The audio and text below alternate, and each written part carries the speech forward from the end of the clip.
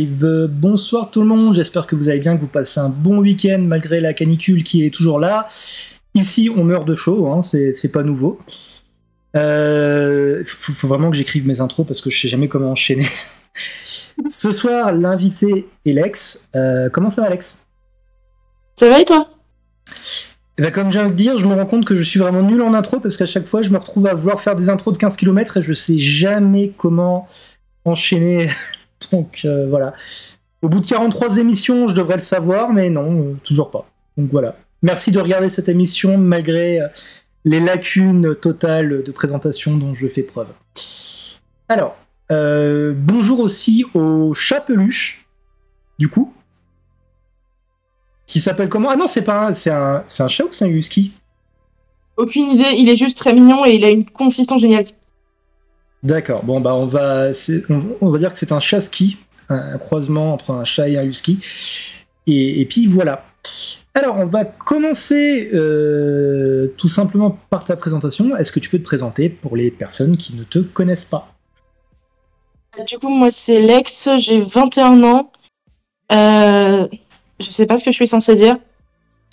Bah, tu peux nous parler par exemple de tes pronoms, pourquoi il ou elle sans problème, et puis de là on enchaînera sur l'interview. D'accord. Du coup, mon pronom c'est il ou elle.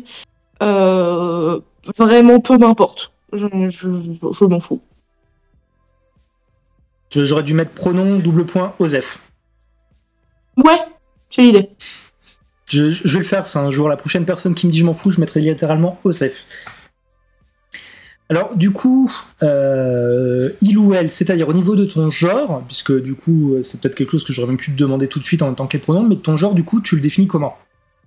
Je suis gender fluide. D'accord, oui, bah effectivement, oui, c'est simple. C'est simple. J'avoue, j'ai eu pas mal d'invités ces derniers temps qui étaient dans des genres un peu plus rares, on va dire, ou un peu plus spécifiques. Le fait d'avoir une personne qui est juste gender fluide, je t'avoue que dans un sens, ça fait... c'est plus simple. C'est plus simple. Et bon, par contre, le fait d'avoir une personne qui a 21 ans encore, je me sens vieux. Je me sens très vieux même. Et ça, c'est habituel. Alors, je vais juste augmenter légèrement le son de mon casque parce que je t'entends pas super bien. Voilà. Donc du coup, toi qui es très très jeune... Oui, alors petit tips de vieux. Si tu roules des yeux quand on te dit que tu es très jeune, c'est que tu es très jeune. Voilà. Ah non, mais c'est pas ça, c'est que j'ai des douleurs de personnes assez âgées, donc genre 80-90 balais. Du coup, j'ai perdu l'habitude qu'on dise que je suis jeune. Du coup, ça me fait toujours bizarre. Bah, ce que je dis souvent par rapport à ça, parce que comme on en discutait avant l'émission et comme les habitués de l'émission le savent, j'ai aussi pas mal de douleurs chroniques. C'est-à-dire que au niveau du mental, je dois être dans les 12-13 ans, et au niveau de la douleur physique ressentie, je suis dans les 85-90. Donc en fait, mon âge, c'est littéralement quasiment la moyenne en fait des deux en fait. C'est âge théorique 36 ans, âge ressenti 80 ans et quelques. Oui, mais du coup, oui, ça me fait toujours bizarre. Ça, je te comprends tellement bien. C'est relou les douleurs chroniques, hein. Ouais. C'est méga relou. Du coup, est-ce que... pourquoi je commence par est-ce que non? Est-ce que tu peux nous expliquer, du coup, à quel moment de ta vie tu t'es rendu compte de ta transidentité? Alors, c'est en étant un peu problématique.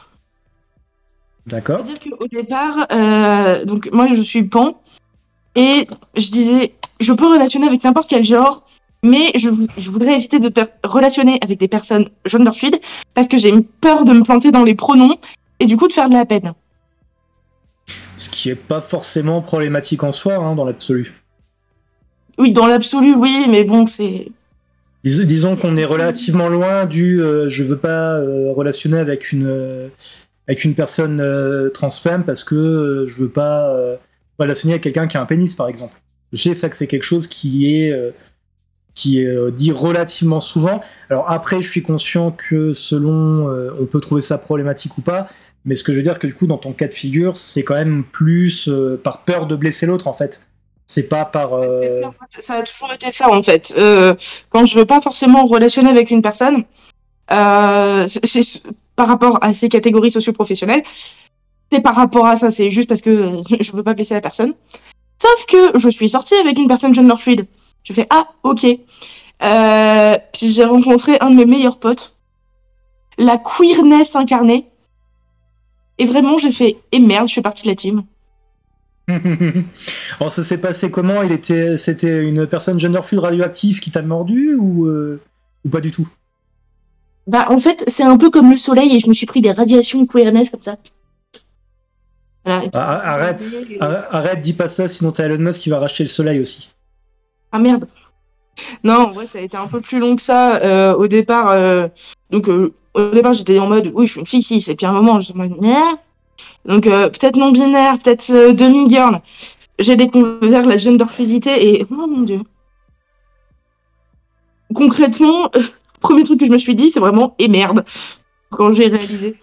Mais du coup, c'était la première fois que j'ai eu une fête de coming out. C'est très rigolo. Une fête de coming out, c'est sympa ça. Comment t'as fait ça? T'as invité des amis ou? Bah ouais, en fait, on s'est tous réunis. Alors, il y a une photo absolument géniale parce que j'ai changé de prénom en cours de route et ça faisait pas longtemps que j'avais mon passeport avec le bon prénom. Mmh. Du coup, en fait, la photo, j'ai le drapeau gender fluid sur les épaules, le passeport dans une main et un balai pour racler la salle de bain dans l'autre pour faire un espèce de sceptre. La photo, elle est d'un ridicule, mais c'est magique. Et t'avais quel âge? C'était il y a 2 ans. Ah oui, c'est relativement récent. Alors du coup, la question que je pose à toutes les personnes qui me disent avoir fait, s'être rendu compte d'avoir fait un coming out dans les 2 dernières années, est-ce que la période de confinement qu'on a eue a joué dans le côté réflexion sur le sujet? Pas vraiment, parce que moi, pendant le confinement, j'étais en caisse. C'est-à-dire que de 8h le matin à 21h le soir, j'étais la tête dans le boulot, je rentrais, fallait limite que je me désinfecte au Karcher pour pouvoir venir manger. Donc bref, c'était un peu complexe, donc j'avais vraiment pas le temps de réfléchir à tout ça. Sauf que suite à cette période vraiment très très compliquée, j'ai fait un burn-out, tout simplement. Et c'est là où je me suis retrouvée hospitalisée et vraiment où j'ai commencé à vraiment beaucoup réfléchir sur moi et qui je suis et pourquoi et comment et puis sur quelle étagère. De toute façon, il y a un peu que ça à faire. Et oui, du coup, j'ai eu des questionnements de genre avant, mais vraiment le coming out gender fluid à moi-même, je crois que ça a été le plus violent. Ah bah, c'est généralement quand c'est quelque chose comme ça qui change potentiellement, qui change toutes les cartes, ça peut être assez overwhelming en fait, hein, un peu, ça fait beaucoup quoi. Ouais. Alors après, pour ce qui est de la partie caissière ou caissier du coup, si ça peut te rassurer, c'est un poste que j'ai testé, j'ai pas aimé. Chaton qui est pas encore là, qui généralement fait la modération sur le chat, c'est pareil, si un job qu'elle a testé, elle a pas aimé. Je crois que je connais très peu de personnes qui ont bien vécu ce travail. Énormément de respect du coup pour les caissiers et les caissières parce que c'est considéré comme étant un des boulots les plus stressants en fait. Bah, je l'ai plutôt bien vécu avant le confinement, mais pendant le confinement, c'était juste un enfer. Et en fait, soit il y avait des clients adorables, c'est-à-dire que avant le confinement, on avait ce que j'appelle les clients adorables, les clients cons et les clients un peu pot de fleurs. C'est-à-dire ils sont polis, gentils, il n'y a pas de problème, mais juste ils sont pas très marquants. Voilà, donc j'ai pas de problème avec les clients pot de fleurs, mais pendant le confinement, c'était tellement la seule sortie qu'il n'y avait plus de clients pot de fleurs, c'était vraiment client adorable, client con. Point. Ah bah tu m'étonnes. Tu m'étonnes. Mais des files d'attente, mais qui faisaient tout le magasin, c'est un enfer. Bah, je sais que un des magasins qu'il y avait dans ma ville avait géré super mal le confinement. Ils avaient juste réagi par rapport aux consignes quand ils n'avaient plus le choix, quoi. Mais ouais, non, c'est clair que ça doit être je pense que ça doit être un des boulots les plus compliqués durant la pandémie, quoi. Et qui est toujours compliqué maintenant. Après infirmière, oui, évidemment. Ah non, les infirmiers, ils étaient applaudis tous les soirs. C'est bien, ça. Voilà.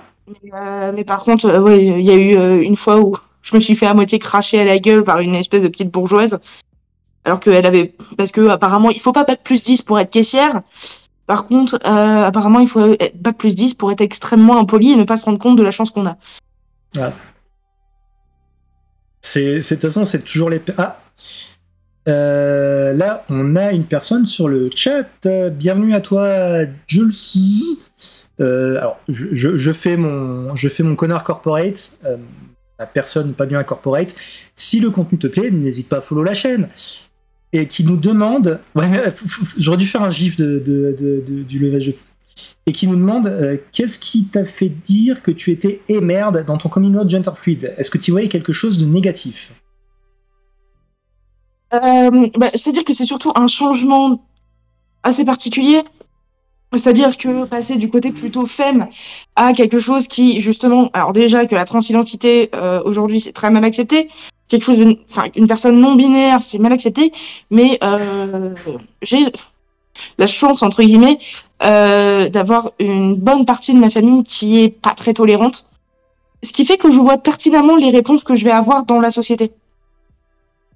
Et effectivement, le gender fluid, parce que moi, je le sens que mon genre, c'est plus une vibe qu'autre chose, mais c'est très dur, en fait, de l'assumer.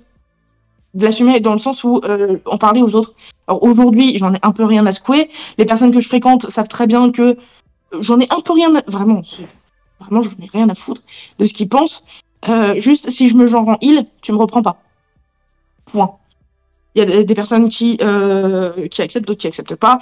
Des personnes qui acceptent mais qui me disent non mais de toute façon, enfin pour moi t'es une femme. J'ai un PowerPoint de 60 slides qui explique à quel point ils ont tort. Mais oui, c'est juste que j'étais dans cette optique de je ne veux pas relationner avec des personnes gender fluid et merde, je suis gender fluid en fait. Voilà. C'est un peu... Comment l'exprimer, comment... C'est un peu l'ironie des personnes homophobes qui ont un enfant finalement qui s'avère être gay en fait. Ouais. Après, on va quand même remettre les choses en place. Bon, être trans, c'est quelque chose qui est très dangereux, mais c'est pas vraiment comparable au fait d'avoir un enfant gay quand on est homophobe. Parce que quand on est homophobe et qu'on a un enfant... Enfin, je suis en train de m'enfoncer... J'espère que vous comprenez ce que je veux dire. Parce que là, honnêtement, je sais pas comment finir mon explication. J'ai juste l'impression que je suis en train de m'enfoncer bien comme il faut pas. Et du coup, bah, ça permet de switcher sur la... J'ai vraiment raconté de la merde. Je m'excuse. J'ai vraiment... je suis parti dans une comparaison que je maîtrisais pas du tout. Je suis désolé de la formulation qui était plus que maladroite. Du coup, ça permet de passer à la prochaine question. Quand t'as fait ce coming out, alors déjà, combien de temps t'as mis entre le moment où toi tu t'en es rendu compte et le moment où t'as rendu ça public? À vrai dire, c'est pas vraiment public. Pour une simple question de flemme. Mais il y a eu, je crois, 2-3 jours avant que j'en parle à mon pote la queerness. Je crois que je suis gender fluid. Il y a eu un bug, puis il a souri de toutes ses dents, et il m'a fait « Viens, on fait ça demain. » Ok. Mais, j'aime beaucoup la réaction. J'en ai parlé aux personnes très très proches de moi. Mais par exemple, ma famille, flemme. Les personnes qui sont pas très vraiment au plus proche de moi, j'en parle pas parce que ça me fatigue et que j'ai vraiment la flemme d'expliquer. C'est peut-être extrêmement égoïste, mais je m'en fous. C'est-à-dire que leur avis compte, l'avis des autres ne compte pas vraiment. C'est juste là où ça va me faire mal, en fait, c'est plutôt quand je peux pas exprimer le genre que je ressens. Ça fait très compliqué. Je relate totalement, c'est un peu pareil. Là, je commence seulement un peu plus à mettre les points sur la table quand c'est nécessaire, mais c'est vrai que t'as une espèce de lassitude de dire de toute façon, t'auras beau leur dire voilà, mes pronoms c'est ça, je suis tel genre et tout, ils vont faire oui, cause toujours, et puis ils vont continuer à faire de la merde, quoi.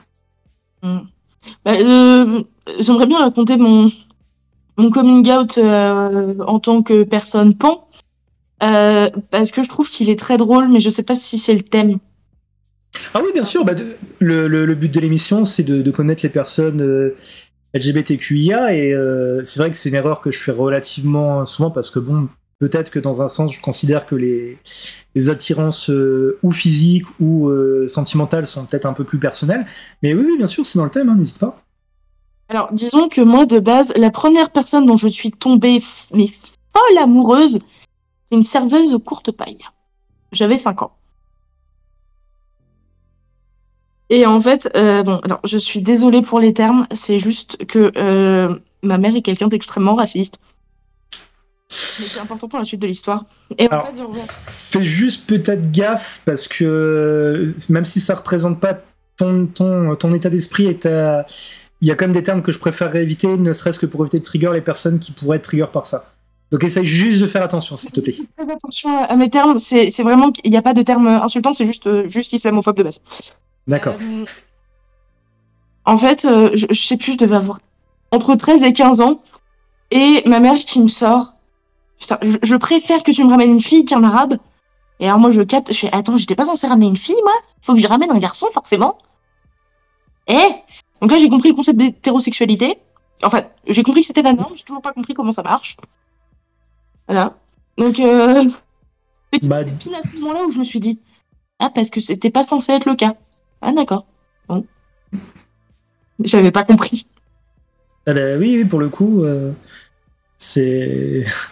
ça me rappelle, il y a quelques mois de ça, j'avais reçu Sauvan qui expliquait que au niveau de quand il était gamin, un jour il s'est rendu compte qu'il lui manquait un des attributs qu'on donne généralement aux gars, quoi. J'essaie de... Et du coup, la réaction avait été assez comique, dans le genre maman, qu'est-ce qui se passe? Il me manque quelque chose là. Enfin, c'était pas exactement les termes, mais c'est un peu l'innocence en fait de quand t'es gamin et que tu te rends pas compte de ce qui est censé être entre guillemets les normes, quoi. Ouais.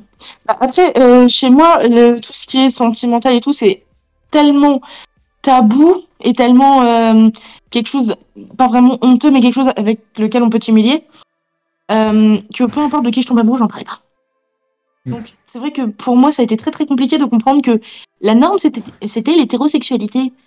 Et d'ailleurs que ce soit hétéro ou homosexualité en termes stricts d'attirance, je comprends pas comment ça marche. J'accepte, hein, ça existe, je le sais, mais je comprends pas. Un peu comme la physique quantique. Je comprends pas. Alors la physique quantique, c'est pas compliqué en fait. Non, si ça peut te rassurer au niveau des relations humaines, c'est pareil. Vraiment en fait, c'est très bête, mais je me demande surtout à quel moment les gens se sont dit bon bah voilà, on a les hommes, on a les femmes. Alors déjà les autres genres, on les calcule pas peut-être parce que on s'est basé dès le départ sur des critères arbitraires, ce qui est le cas. Et le truc que je comprends pas, c'est vraiment à quel moment ils se sont dit bah, en fait les hommes doivent être avec les femmes ou les femmes doivent être avec les hommes. Parce que du coup, bon, évidemment, il y a cette notion de reproduction, mais à part ça... Bah, c'est ça, c'est que franchement, il n'y a pas si longtemps, c'était essentiel de faire des enfants pour qu'il y ait des gens, en fait. Aujourd'hui, il y a tellement de gens que ça n'a plus aucun intérêt de faire des enfants. À part quand t'as vraiment l'envie, tout ça, machin. Mais d'un point de vue strictement survie de l'espèce, on n'a pas forcément besoin de beaucoup de bébés. Bah, ce qui me fait un peu rire, c'est que quand on regarde les... Alors, personnellement, ce que je vais dire, j'ai le droit de le dire parce que je suis croyant. Mais ce qui me fait marrer, c'est que tu as beaucoup de personnes religieuses qui disent « Mais non, faut des hommes et des femmes pour repeupler la planète et pour que l'espèce soit créée. » Mais bon, jusqu'à preuve du contraire, avant Adam et Ève, ils étaient pas 15 000, quoi. Donc... Les croyants, là, qui disent « Oui, machin, faut être hétéro, la bisexualité, c'est n'importe quoi. » Oui, il y a marqué Adam et Ève, pas Adam ou Ève. Bah c'est surtout qu'ils étaient que deux, quoi. Si ça se trouve, on le sait pas, mais t'avais quoi? T'avais Adam et Ève, puis t'avais peut-être Roger qui vivait avec eux, qui était très copain avec Adam. Je sais pas. Du coup, eux, je crois qu'ils ont vécu quelque chose comme 900 ans. Bon, Abel, ça a été très vite, hein, concrètement. Merci Cain. Et Cain, techniquement, il est... je sais plus à quoi il a été condamné, mais il a vécu très longtemps quand même. Et il a fondé la première cité, il me semble. Ben c'est ça, en fait, c'est quand tu regardes... ça me rappelle toujours une anecdote. Un jour, t'avais un prêtre ou un pasteur, je sais plus, C'était une émission américaine, donc ça devait probablement être un pasteur. Mais en gros, il était apparu pour condamner tout ce qui était mouvement LGBT et tout. Et en disant, ouais, c'est contre les Écritures. Et t'as un autre prêtre, ou un autre pasteur du coup, qui avait répondu en disant, oui, mais attends, on a un problème, parce que il avait fait vraiment une liste de tous les trucs dans la Bible, de un qui était pas forcément contre les mouvements LGBT, mais surtout tous les trucs qui se contredisaient, en fait. Ouais. Genre, à un moment, il disait, oh, ah, le chat fait des bêtises. Il essaye d'aller dans la poubelle. Normal. Il sait pas sortir. Normal. Et du coup, le mec, il disait, bah, du coup, apparemment, si je suis la Bible, j'ai le droit de tuer ma femme. Faut juste que ce soit un dimanche à 11h30, enfin, un truc du genre, quoi. Ouais. Bah, après, le truc, c'est que la paroisse qui a pas loin de chez moi, où il y a les bonnes sœurs, ils ont une petite boutique et généralement, ça fonctionne sur le don, en fait. Et ils vendent plein de trucs. Et notamment, pour le mois de la Pride, il y avait une petite croix brodée aux couleurs LGBT. Oh. Voilà. Et la Pride où j'ai été, donc chez moi, il y a une personne, donc c'est une drag queen, qui a expliqué comment on peut faire pour être LGBT et croyant. Parce que les cons, c'est pas Jésus, c'est les personnes intolérantes qui se disent croyantes. Puisque techniquement, je crois que Jesus, il a dit aimez-vous les uns les autres. Pas tuez-vous les uns les autres. Bah, t'as un verset de la Bible qui est souvent cité à tort, qui est tu ne coucheras pas avec un homme comme tu coucherais avec une femme. Ouais. Et de un, j'ai envie de dire, bah, comment tu sais à qui ça s'adresse déjà. Et de deux, c'est surtout que ça a été démontré par la suite qu'en fait c'était une traduction mauvaise. Et le verset à la base, apparemment, je dis apparemment parce que j'avoue que l'Ancien Testament, je suis pas très. J'ai lu le Nouveau, mais pas l'Ancien. Et en fait, le verset de la Bible disait tu ne coucheras pas avec un enfant comme on couche avec une femme. Et avec les traductions, ça a été. Il a mal été traduit. Pardon. Ah oui, non, bah de toute façon, comme souvent dit, et c'est quelque chose que j'ai l'impression que bah, ça va peut-être prétentieux de dire ça, mais j'ai l'impression qu'il y a beaucoup de croyants qui l'ont oublié. Mais la Bible a déjà été écrite bien après les événements décrits, ce qui est un peu logique quand on considère que je pense pas que Adam et Ève avaient le temps de taper un journal intime ou un Skyblog pendant leur vie. Mais en plus, t'as eu des traductions, de traductions, et si ça se trouve, les textes qu'on a aujourd'hui sont peut-être fidèles à, allez, je sais pas, je dis un chiffre totalement au hasard, mais peut-être qu'à 30%, quoi. C'est ça qui est... C'est ça qui est assez marrant, quoi. Pas marrant. C'est vrai que c'est assez problématique, mais je vois, moi, quand je discute avec les sœurs, des fois, je m'amuse et je leur donne des cas pratiques. Et généralement, ce qu'elles condamnent dans les comportements, c'est quasiment jamais les LGBT. C'est toujours les trucs que font les croyants, mais que je précise pas que c'est les grenouilles de bénitier qui viennent à la messe et qui sont remplies de haine. Hein. Je précise pas de qui je parle, mais quand je leur parle d'un comportement, elles sont en mode bah non, selon la Bible, ça c'est pas ok. Et c'est marrant à quel point, et je sais que c'est très bizarre que je dise ça étant des croyants, mais c'est marrant à quel point la vie de beaucoup de personnes, la mienne aussi du coup, est basée sur une mauvaise traduction de faits qui ont été rapportés par des mecs qui ont rapporté. Enfin, c'est le téléphone arabe en fait quand tu regardes les croyances. On est parti d'un point de départ et tout depuis a été déformé avec les traductions ou avec le fait que ça a été transmis oralement. C'est incroyable quand on y pense. Ouais. Mais bon, du coup, là, on digresse quand même légèrement. Alors, du coup, alors, si j'ai bien compris, t'as fait un semi-coming out, donc si j'ai bien compris, en gros, c'est tes amis proches qui sont au courant, et les autres, en fait, c'est un peu osef, quoi.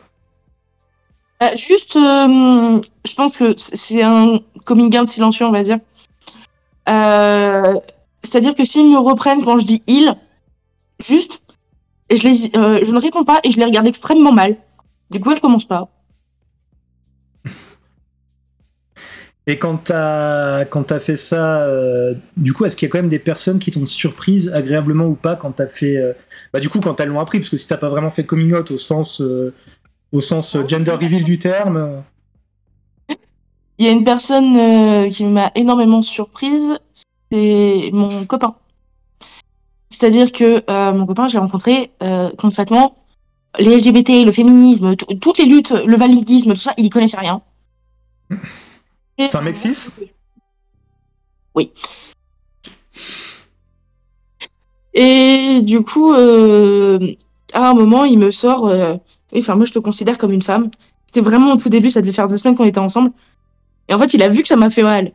Et il me dit, je suis désolée, comment je peux me rattraper? Je suis bah, renseigne-toi. Et du coup, ma passion des PowerPoint a pris le dessus. Je lui ai dit, si tu veux, je te fais un PowerPoint. Et du coup, il a accepté, sauf que bah, genre, après, il était parti. 3-4 jours après, il m'envoie un texto. Je crois que j'ai compris. Je fais, vas-y, balance. Des fois, t'es mon amoureux. Des fois, t'es mon amoureuse. Et généralement, t'es un alien. Oui. Excuse-moi, c'est indiscret, mais t'es toujours avec ? Oui. Garde-le. Garde-le, parce que franchement, c'est énorme comme... c'est énorme comme truc. Je ne pas du tout renseigné, mais qui fait beaucoup d'efforts pour comprendre. D'ailleurs, j'ai beaucoup de mal avec tout ce qui est putophobie. Et du coup, la dernière fois, il était en train de jouer et il commence à dire ta mère là. Et là, il me regarde, il fait le mec 6 et il continue à jouer.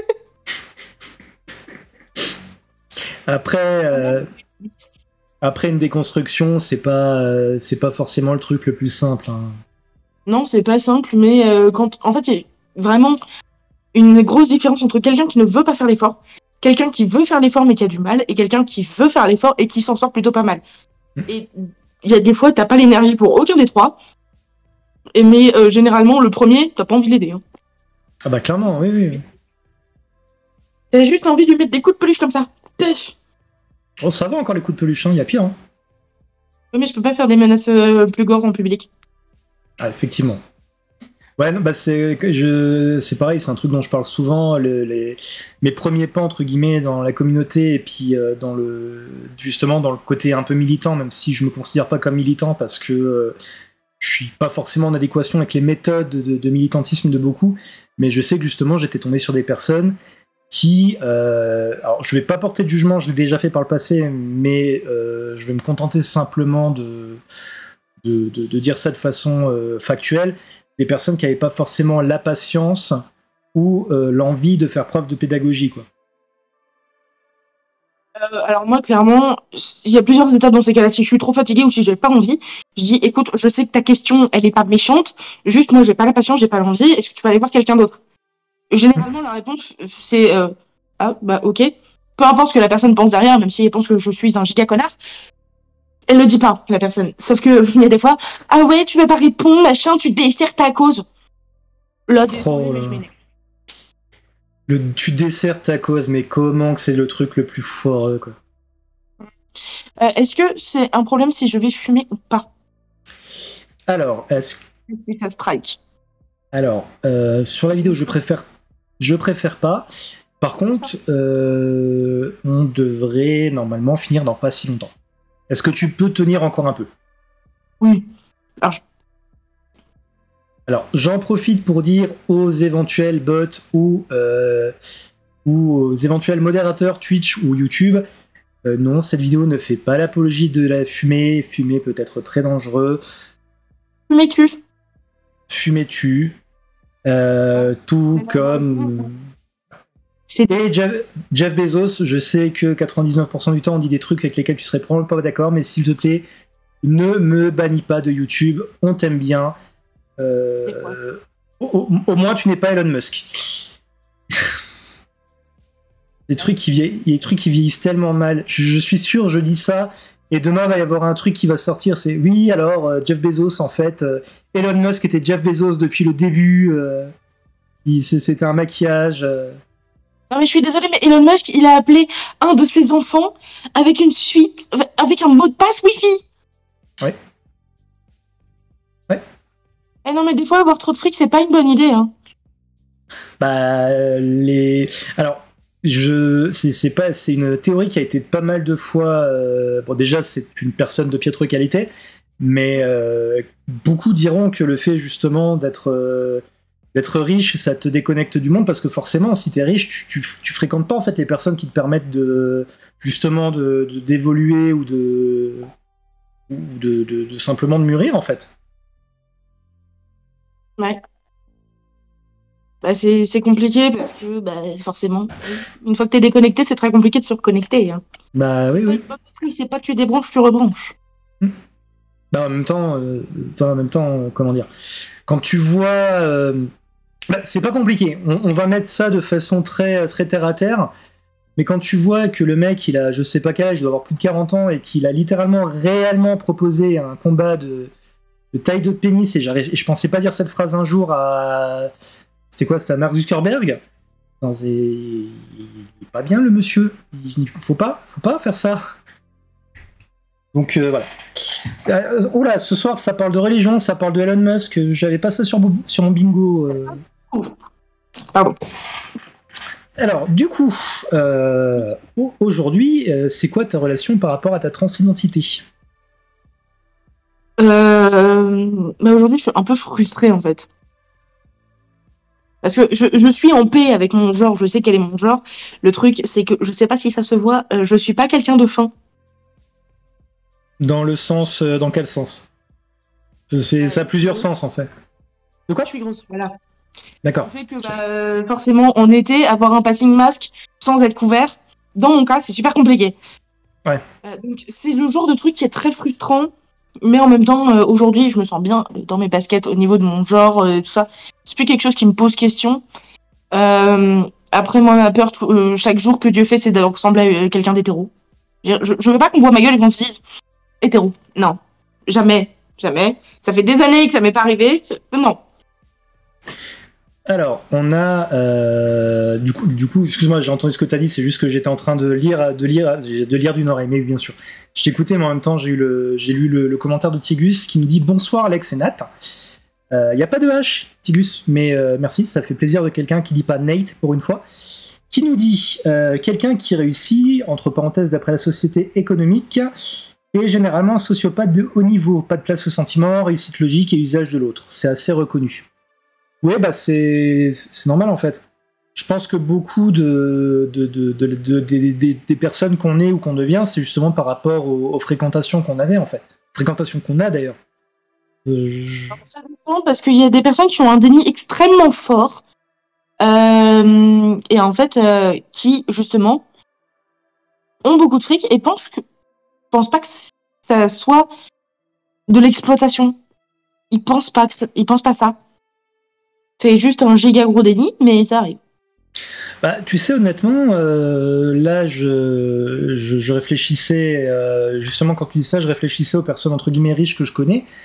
Mais après, des personnes riches, bon, même si après, je doute que ça soit au niveau des multimilliardaires et tout, mais tu prends certains auteurs, tout simplement, techniquement, c'est pas vraiment... Tigus nous dit, oui, c'est bien ça, pour eux, c'est normal. Mais tu prends certains auteurs, par exemple, je prends toujours le cas de Stephen King parce que c'est, j'aime beaucoup j'aime beaucoup le voir évoluer sur les réseaux sociaux parce qu'en fait, Stephen King est quand même relativement beaucoup de gauche en fait. Il est pas entre guillemets, il est pas parfait. Il y a des points sur lesquels, entre guillemets, on peut ne pas être d'accord. Notamment, il fait un peu trop la distinction, à mon sens, entre l'auteur et ses écrits. Par exemple, il condamne totalement les propos de J.K. Rowling, mais il reconnaît que ça peut être une bonne autrice. Et justement, quand tu vois quelqu'un qui a vraiment, pour le coup, fait son beurre lui-même, tu vois, j'ai moins cette impression par rapport à lui, en fait. En fait, le truc, c'est que je pense que t'es encore plus matrixé quand t'as hérité de ça, quand t'as été élevé là-dedans. Ah oui. Tu hérites et tout. Tu n'as jamais vu le monde extérieur. C'est une fois à la télé, mais pour toi, c'est du même niveau qu'un Avatar. Et d'ailleurs, j'ai peut-être une take pas ouf, mais je me suis toujours dit que oui, séparer l'œuvre de l'artiste, c'est possible. Là-dessus, je m'explique. Ah oui, non, mais t'inquiète, En gros, on peut dire qu'une œuvre est bonne sans pour autant la consommer.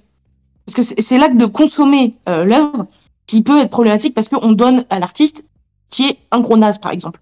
D'accord. Mais par exemple, dire... si on prend l'exemple de J.K. Rowling, je vais dire n'importe quoi. On peut dire Harry Potter est très bien écrit, le truc c'est plutôt chouette. Par contre, c'est libre à chacun de ne... Mais dire par exemple en pleine conscience, je ne consomme pas parce que je ne supporte pas ce que J.K. Rowling peut dire et peut soutenir. Mhm. Ça n'enlève pas la valeur à l'œuvre. Pour moi, c'est la consommation en fait qui est problématique, pas vraiment l'appréciation. Alors, excuse-moi, Tigus, je ricane un peu parce que le commentaire, je pense que c'était un peu le but, mais m'a un peu fait marrer. Mais oui, justement, je vois qu'il y a beaucoup de personnes qui font souvent l'erreur de dire oui, Harry Potter, en fait, c'est mal écrit, Harry Potter, c'est nul. Oui, il y a eu le cas avec la grosse polémique qu'il y a eu, je crois que ça fait faire 1 an quand même maintenant avec le jeu. Et j'ai envie de dire non, le problème, justement, c'est que c'est bien écrit ou le jeu est bien fait. Mais justement, le fait que ça soit bien écrit ou bien fait, c'est ce qui aide à faire passer certaines idées pas ouf, même des idées carrément nulles derrière, qui font passer ces idées en question, en fait. C'est ça parce que si c'était mal écrit, bah ça serait tout simplement moqué pour ça. On va prendre le cas, par exemple, un des trucs qui est les plus moqués d'Internet et qui est les plus moqués même du cinéma, c'est les histoires de 50 Shades of Grey. C'est un truc qui est beaucoup... Bah oui, c'est ça le truc, c'est qu'en fait, l'œuvre de base, tout le monde s'accorde à dire qu'elle est naze, en fait. Tout le monde, je veux dire, s'il y a vraiment, entre guillemets, une œuvre qui est pointée du doigt pour sa non-qualité, pour le coup, c'est 50 Shades of Grey. Et du coup, les idées par 50 Shades of Grey, à part l'espèce de petite mode qui, j'espère, est plus là de... Ah ouais, le sadomasochisme, en fait, ça peut être très glamour, ça peut être très bien d'être exploité par un mec.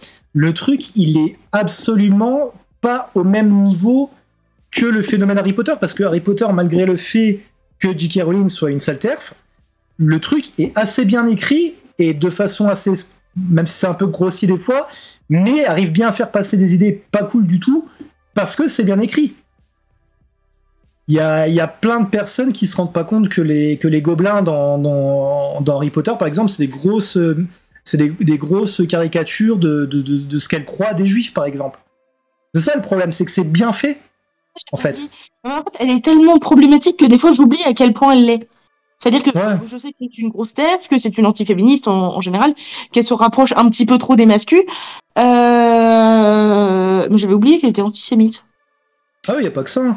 Il y avait, alors c'est pareil, c'est un truc que j'avais, moi personnellement, j'ai pas lu les bouquins, j'ai vu que les films, mais il y a quelqu'un un jour qui a tweeté là-dessus et j'ai fait, mais oui, c'est vrai. Genre, le seul personnage asiatique de la série s'appelle Wu-chan, Wu-chong, enfin un nom très, entre guillemets, très cliché, quoi. C'est vrai qu'effectivement, mais bon, le problème, c'est que c'est enrobé d'assez de trucs bien fait, plutôt, pour... c'est ça le problème, c'est quand un truc est bien fait que c'est dangereux, en fait. C'est ça le truc. Et du coup, je vais lire le... De quoi, pardon? Parce que quand c'est une bouse, c'est une bouse. Bah oui, c'est très compliqué de faire passer... C'est très compliqué de faire passer des trucs par une bouse. Même, alors, je déteste cette saga à cause des points de vue politiques, humanistes, on va dire, de l'auteur, mais Twilight, c'est pareil. Au final, c'est... Voilà. Hein. Bah oui, mais oui, anti-avortement, tout ça, enfin, c'est pas ouf, quoi. Et bon, je sais qu'il y a... Pro-mariage, se sacrifier pour son homme, mourir plutôt que de perdre son enfant, enfin bref. Oui. Ça m'embête un peu plus avec Twilight parce que je me rends compte que je connais beaucoup de personnes, et même parmi les personnes militantes, qui sont fans de la série, alors que c'est pas ouf, quoi. Alors du coup, je vais reprendre ce que disait Tigus. Tigus nous disait, Paul Ricard est bien de gauche, mais il s'est enrichi avec pas mal de cirrhose. Donc je pense que c'est le créateur de la boisson le Ricard, et tu peux dire ça par exemple tous les trucs d'alcool. Hein. Il y avait une anecdote que j'avais entendue à l'époque, qui pour le coup a été racontée par un mec qui est bien parti en live aussi. C'était une anecdote de Renaud, où il expliquait que apparemment, alors, il a raconté, je sais pas d'où il connaissait ça, mais le truc me paraît plausible. Il racontait en fait qu'il y a une réunion d'un fabricant de clopes. T'avais les cadres qui étaient en train de faire leur réunion, et à un moment ils font une pause, et là t'as un mec qui vient d'arriver dans la boîte et qui est surpris parce que t'as aucun des mecs de la réunion qui font une pause clope, en fait. Et là, il leur pose la question et le directeur, apparemment, ou un des cadres, lui fait « Ah non, mais nous, en fait, on fume pas, on sait que c'est dangereux, nous, on fait les clopes pour... » Bon, après, il fait une liste des minorités, les personnes de couleur, les homosexuels, tu vois, c'est un peu ça l'idée, quoi. Ouais. Et du coup, Tigus nous dit donc sociopathe sans sentiment J.K. Rowling. Alors, je vais être vulgaire. Chaton qui vient d'arriver, qui fait je serai pas trop là, on passe à peine à table, bonsoir tout le monde.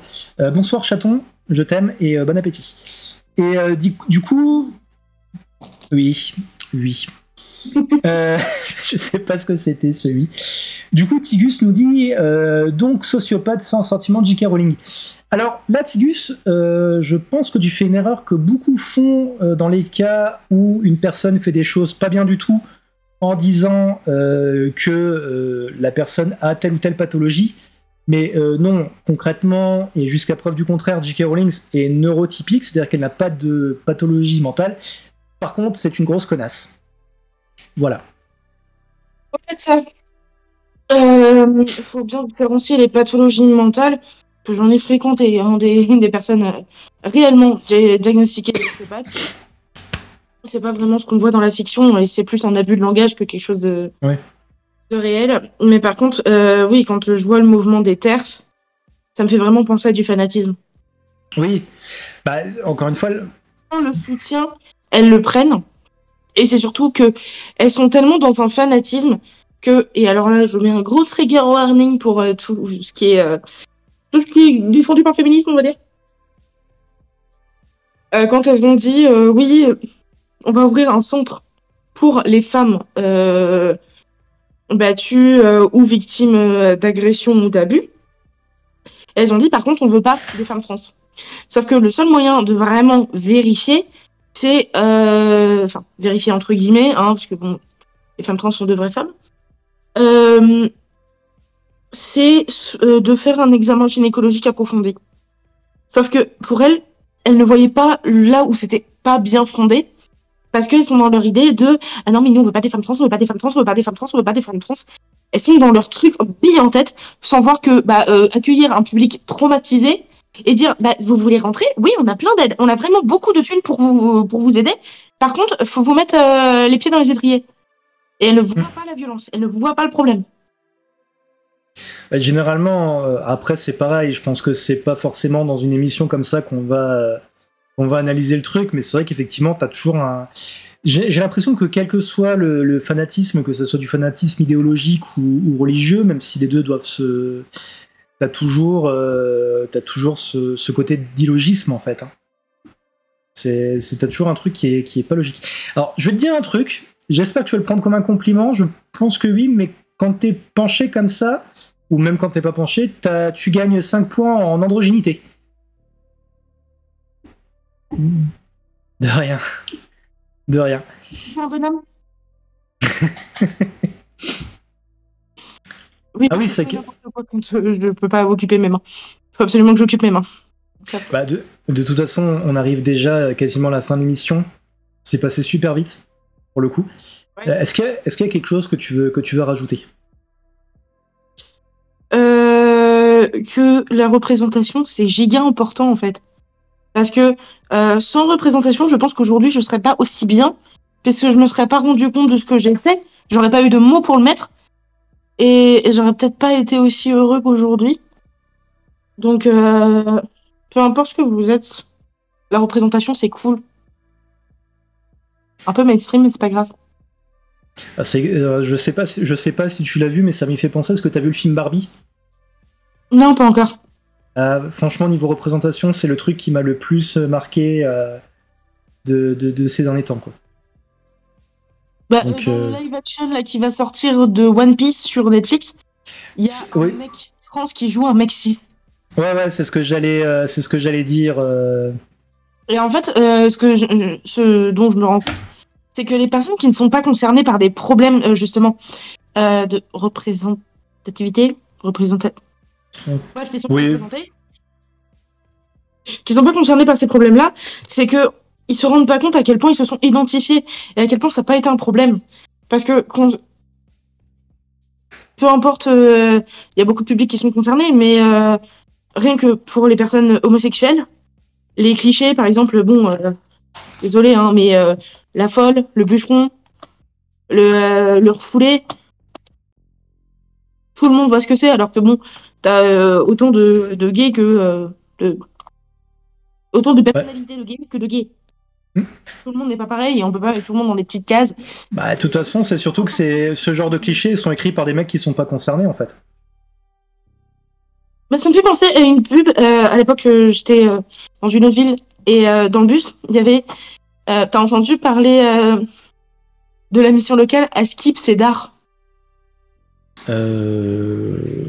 Non. Bref. Et du coup, j'avais cette truc de pub et c'était vraiment dans l'énergie du daron qui doit avoir 40-50 ans, qui essaie juste de comprendre ses ados qui arrivent pas et qui doit faire une campagne de pub justement pour des jeunes qui essayent de reprendre des éléments de langage qu'il a entendus à droite à gauche et ça fait un truc tellement maladroit. C'est gênant. C'est exactement tout ce que je pense de toutes les pubs Fanta, toutes les pubs où ils te mettent des jeunes, tu sens le truc écrit par un mec de 40 ans qui sait pas quoi faire. C'est incroyable. Chaton nous dit la représentation, on en parlait cet après-midi, comme quoi c'était important, surtout quand des personnes publiques font leur coming out. Oui.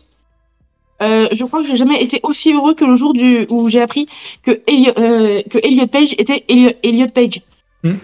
Qu'il a fait son coming out et que j'ai vu le coming out dans Umbrella Academy, c'était très maladroit. J'étais en mode...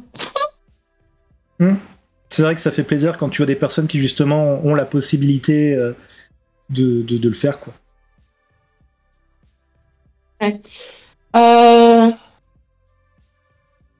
Un autre truc, je sais pas, c'est par rapport au coming out, désolé, je dépasse un petit peu. Non, t'inquiète, y a pas de souci.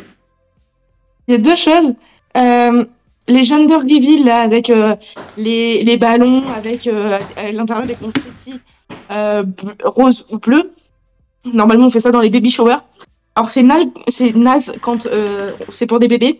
Par contre, pour des fêtes de coming out, c'est absolument génial. Bah, c'est quand tu m'as parlé de la fête que t'as fait, je pensais exactement à ça. Alors non, j'ai pas eu de petits ballons parce que j'aime pas l'aspirateur. Donc, on a fait en sorte de garder le truc propre. Mais c'est un truc qui est trop cool de faire. Et j'ai juste une dernière anecdote par rapport au coming out. La dernière fois, j'ai un pote, il vient me voir. On devait se voir le soir. Et du coup, il était venu me chercher. Et il me dit, attends, avant qu'on parte et tout, faut que je te parle. Moi, je me dis, ça y est, il est malade, il lui est arrivé une dinguerie. Je sais pas, il est poursuivi par des lions, bref, je commence à me faire un film. Il me dit, écoute, je crois que je suis gay. Et moi, mais vraiment, je bug. Mais du coup, ça t'empêche d'aller boire un verre? Bah non, mais je pensais que t'allais réagir mal. Mais pourquoi? C'est pas moi, c'est toi. Et je m'en fous. Je suis content pour toi, si tu veux, mais tu m'as fait peur. Enfin, c'est très dark ce que je vais dire, et c'est par rapport à ce que tu disais plus tôt, par rapport au cynisme. Mais du coup, c'est comme si t'avais sorti à ta mère. Écoute, je suis gender fluide, et qu'elle t'a répondu. Oh bah, ouf, heureusement t'es pas arabe. T'es pas avec un arabe. Enfin, tu vois le truc, quoi. Bah, je lui ai posé la question, et du coup, si je ramène une fille arabe, et elle m'a dit qu'elle allait me déshériter. Bon. Super. Bah, je me permets juste de rajouter un truc sur ce que t'as dit, mais c'est un truc un peu plus joyeux, peut-être, histoire de partir sur un truc un peu plus soft. Mais il y a une anecdote sur Ray Charles qui est excellente, où t'as quelqu'un qui lui demande, alors je sais pas si c'est un intervieweur, sûrement, qui lui demande, mais c'est pas dur d'être aveugle? Et là, t'as Ray Charles qui fait oh bah, vous savez, ça aurait pu être pire, j'aurais pu être noir. Voilà. Ah, et un truc que je fais souvent, c'est quand quelqu'un me dit quelque chose et j'y crois pas du tout. Alors, des fois, normalement, l'expression, c'est ça, et puis les poules ont des dents, une connerie du genre. Moi, je fais c'est ça, et puis moi, je suis hétéro. Bon, des fois, ça passe pas. Moi, ça me fait rire. C'est pas mal. C'est pas mal. Eh ben écoute, je me répète et j'ai l'impression de le dire toutes les semaines, mais c'est vrai, ça passe super vite. Ouais, ça on va crever. Ouais. Bah, là, je suis en train de me dire, je viens de me rendre compte que sur ma photo, sur ma caméra, on voit petit à petit mon torse qui apparaît par transparence sous mon Marcel Blanc à cause de la sueur. C'est très classe. C'est très très classe. Donc voilà. Bah écoute, merci à toi. Ben, merci à toi aussi. De rien, de rien. Chaton qui me dit j'ai tout raté flûte. Eh ben Chaton, ça me permet d'enchaîner sur ce que je dis à chaque fois. C'est comme ça. Le replay sera disponible début de semaine prochaine. Sachant que pour moi le début de semaine ça peut varier entre lundi et jeudi. C'est voilà. Tigus nous dit bonne soirée les loups. Merci Lex. Bonne soirée. Et donc oui, comme je disais, merci d'avoir regardé, que ce soit en live ou en différé. N'hésitez pas à partager la chaîne, que ce soit la chaîne Twitch ou si vous voyez le replay sur YouTube. Ça fait de la visibilité et c'est pas mal. Je vous souhaite une très bonne soirée. J'espère que c'est pas trop compliqué pour vous la canicule. Et je vous dis à très bientôt les amis. Et Chaton, je t'aime. Et je suis obligé de combler parce que je ne trouve plus ma touche pour sortir du truc. Voilà. Bonne soirée tout le monde.